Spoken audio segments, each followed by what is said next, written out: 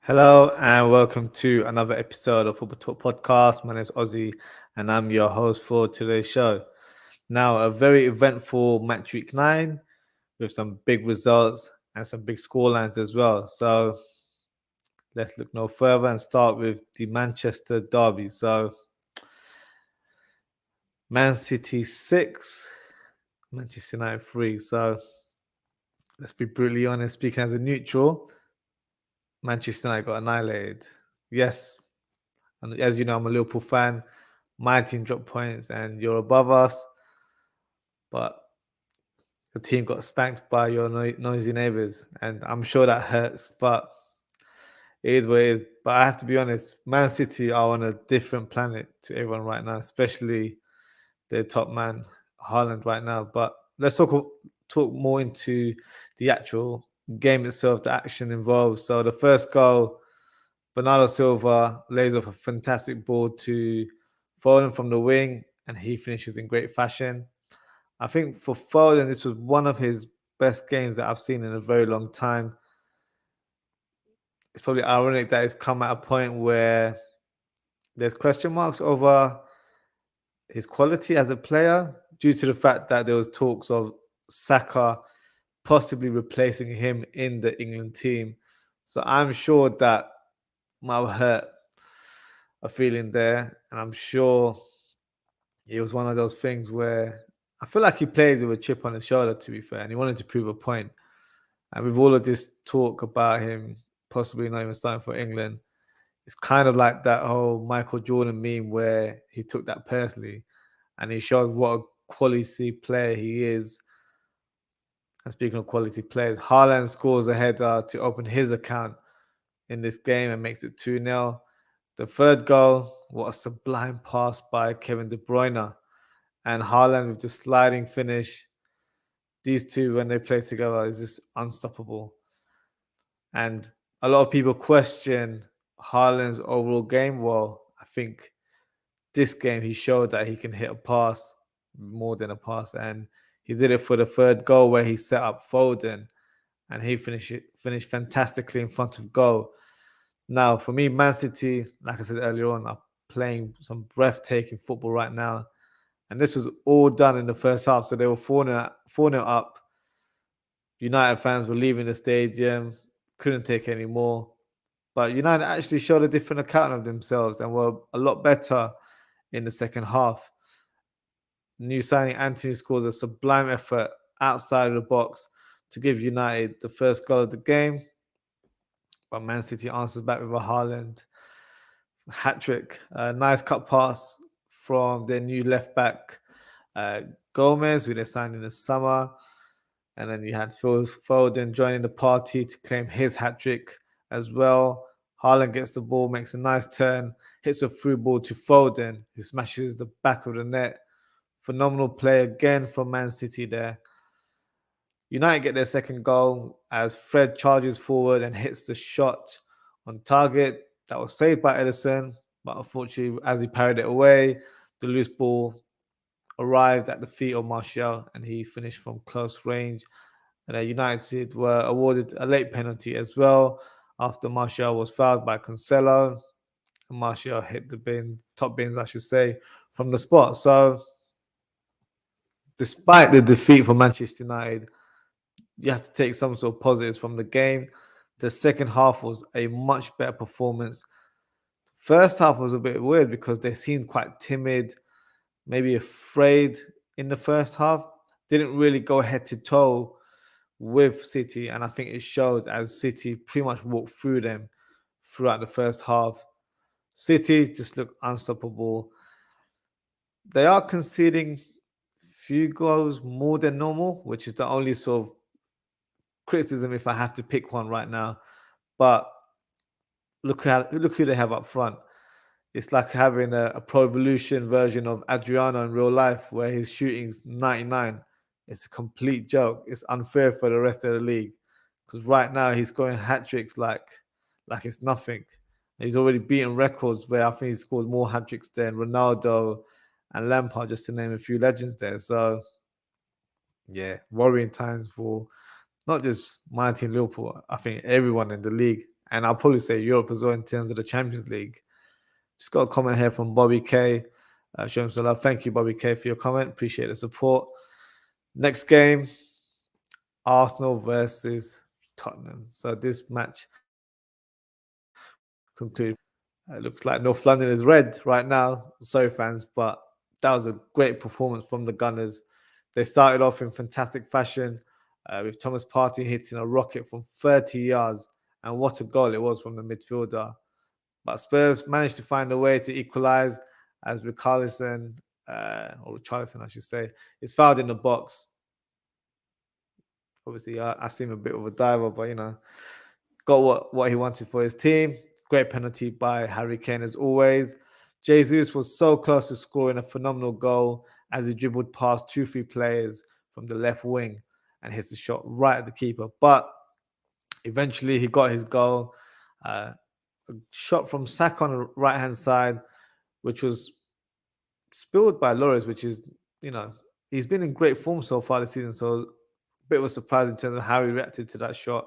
And Jesus was the first one to get ahead of the defender and hit the back of the net with an easy tap in. Emerson Royale, not the most favorite of players amongst Spurs fans, got a red card after fouling Martinelli. Silly challenge from him, let's be honest. And Xhaka was able to grab the third goal of the game. Great play by Martinelli in the build-up. So Arsenal still top of the table. And I have to be honest, deservedly so. They broke Spurs' unbeaten streak in the Premier League. And I'm sure that's added a bit of salt to the wound. But hey, I think the best team won the day. And if you watched my previous episodes, I did label Arsenal as dark horses this season. Whether they'll challenge for the title, who knows? There's a long, long way to go. But I feel like people are underestimating Arsenal in terms of what they did in the summer and how they've been an ever-growing team in terms of the development of the young players and they're improving as a collective as well. So long way to go, but they're looking good so far. Next game. Don't really want to speak about it, but it has to be done as part of the show. Liverpool versus Brighton. So this was a draw. Where do I begin? Now, I may sound like a cassette player, but for me, it's the same old rubbish every week. Just seems like the team has forgotten how to defend. Can't stick to basics right now. The first goal is evident. Trent Alexander-Arnold gets turned by Trossard, who hits a fantastic shot to open the scoreline. The second goal followed pretty much soon after. Brighton were running rings around Liverpool with their great movement and passing.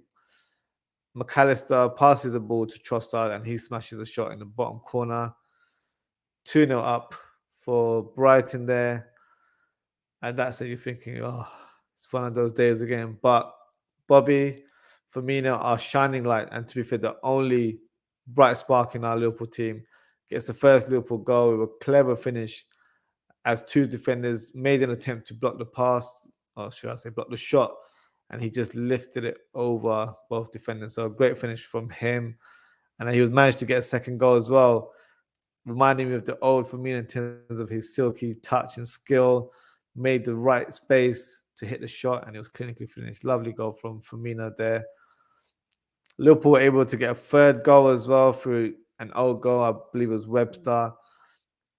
But funny enough, despite taking the lead, I personally didn't feel confident. I just feel like there was something might happen in the game, whether it's we're scoring another goal or we're conceding. It just felt like we were on edge. We weren't really in control of the game. And unfortunately, that's exactly what happened. Trossard completed his hat-trick with a left foot finish. The game ends 3-3. I think because of how Liverpool have been in the last few years, as a fan, a draw feels like a loss, just like the other 3 draws that have taken place in the league this season as well.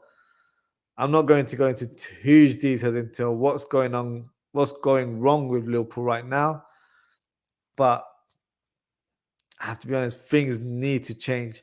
We're so open at the back. It's frightening to see. We invite pressure every game. Things just need to change in general. I think the setup needs to change. Me personally, I've been saying this for a few weeks now. We need to change formation. I think the current crop of midfielders that we have, they don't have the legs to make charging runs, and they don't have the capability of playing dynamic football, or as Klopp likes to call that, heavy metal football right now. So I think looking at the squads, a 4-2-3-1 formation would be more suited right now, where we'll have two defensive midfielders covering the fullbacks, but also protecting the centre backs, which is desperately needed right now. And we have players that can play that number 10 role. So we can play either Harvey Elliott there, we can play Carvalho, who's naturally number 10. Bobby Firmino can play there, and we can have Nunes leading the line. So the options are there. So I feel like our current crop of players are probably more suited to that 4-2-3-1 formation. But let's not take any credit away from Brighton, who I thought were fantastic from this game. And I'm sure the new manager, De Zerbi, is very pleased with what he saw on the pitch. They're showing exactly why they're currently fourth in the league. Under Potter, they're playing, in my opinion, some of the best football in the Premier League. And it looks like it's continued within the same regime. So, yeah, good days for Brighton there. Now, the next game, Crystal Palace versus Chelsea. So, Palace started the game in a very attacking lineup, playing Elise and Eze in midfield, and Edouard leading the line. So, maybe it was too adventurous for some, but I think the selection seemed to be a masterstroke to begin with, where Edouard opens the scoreline with a great finish in the box. Chelsea had a couple of shots as well from Mason Mount and Raheem Sterling, but the defining moment for me of the game was the challenge from Thiago Silva on Andre Ayew. Now, Andre Ayew was through on goal. Silva, I think, barges into him, falls over, clearly handballs the football there, and stops a goal scoring chance, as he was the last man. Let's not beat around the bush. So for me, it should have been a red card. He was awarded a yellow. So an abysmal decision from the referee there. And I think Chelsea took that as a blessing, as it pretty much changed the game afterwards. Chelsea equalized with the man in question, Thiago Silva, nodding it over to Aubameyang, who scores his first goal for Chelsea with a volley. So that goal would never have happened if Silva had got a red card. So I know a lot of Palace fans were frustrated or felt unjust, and rightly so, as I would have felt the same as well. And to make it even worse, it was their player of the year last season, Conor Gallagher, who scores the winning goal. What a strike it was from the young midfielder. Great execution on the ball. I said it in my preview last week. I hope he gets some more first-team football under Potter. And I feel like he has the ingredients to become a top midfielder for Chelsea and for England as well. But in regards to the game, I don't think Palace deserved to lose. I think a point would have been a fair result. In regards to Chelsea, not the most convincing of performances. I think Potter is still trying to figure out what the best system is with the current crop of players that he has. So a lot of improvement needed, but they got the 3 points, which is the most important thing at this stage of the season.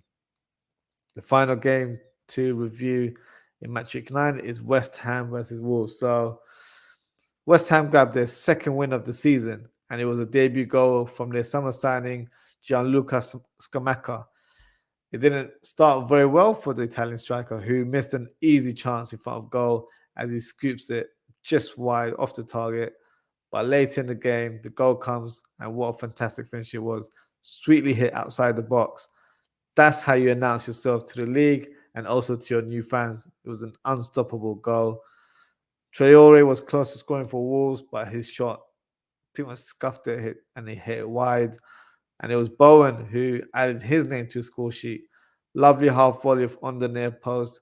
I believe that's his first goal of the season, just like Scamacca. So I'm sure these goals will inject some confidence into these players who are fantastic throughout the game, but have had a slow start to the season. So onwards and upwards for West Ham there.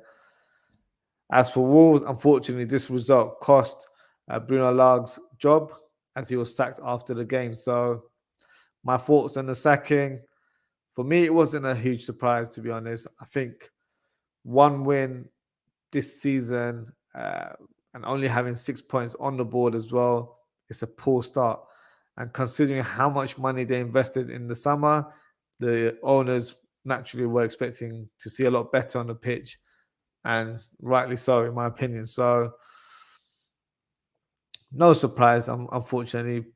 The big question is who's in contention to become the next Wolves manager. So, at the minute, I believe the manager Pedro Martins, who is a former Olympiacos manager, is the favorite to take the job. Sporting Lisbon's highly rated manager Ruben Amorim as well is linked with the job, but I think at this stage it will be difficult to snatch him away from Sporting Lisbon. They're in fantastic form. They're doing very well in the league. They're doing fantastic in the Champions League as well, and he's under contract until 2024. So it'd require a big compensation package to get him off his contract there. So I don't see that rumor happening. So it might be Pedro Martins taking the job, but we'll see, as there's no official confirmation, but we'll hear some more news in time to come. And that's pretty much a wrap up of the show. So thank you for everyone for tuning in. If you haven't already, please don't forget to like, comment, and subscribe. I will be doing a match preview tomorrow at 6 p.m. UK time for the Liverpool versus Rangers game. Excuse me. And then I will be doing a match reaction episode after the game as well. So, yeah, Liverpool aren't in the best of form. So, hopefully, we get some sort of victory there. But yeah, thank you again, guys. Take care, stay safe, and I hope to see you very soon. Good night.